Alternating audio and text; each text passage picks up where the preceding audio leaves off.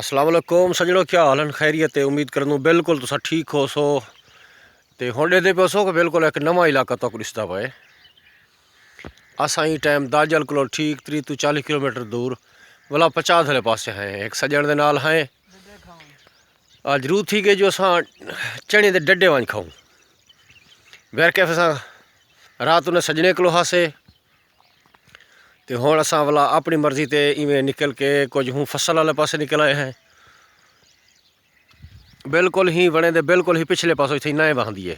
गालबन नाएं का ना तो कहीं नहीं, लेकिन थोड़ा थोड़ा वाहल जो मैं पाए था जरा के 4-5 जाड़े पहले वाहल वह चुकी है।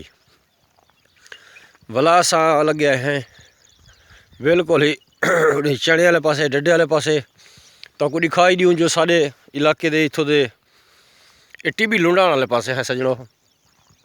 देख सो कि इतना डड्डे किमें थींदे पे होन, चने किमें थींदे पे होंदन, तो कितनी खूबसूरत फसलात किमें देख सो। साढ़े प्यारा सजने इवें चाक बिल्कुल ही कूंझल कर दबे ना खड़े सजनों। ये बिल्कुल डड्डे वे।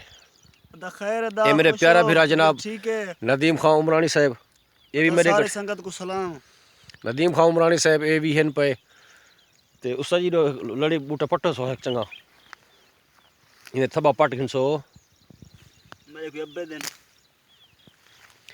सजड़ो। ये सारा सबूत ये बिल्कुल डड्डे इंदे विच इवें समझो कि अध तैयार हैं तो अध को जान कुछ दे रहे।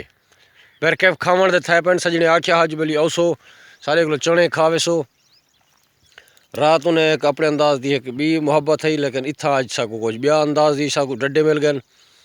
ये बिल्कुल डड्डे खौसूँ और चास चैसूँ कि जाए जाए दोस्त को बिल्कुल डड्डे खावने होवन। मैं सारे को यार कितने तक खील सकदा 50 वाले पासे निकल पो जिथा डड्डे होवन। मार कुटाई तो अपने नसीब है, बाकी डड्डे दरे हैं मेरा खान। मुहब्बत न्याजमंदी।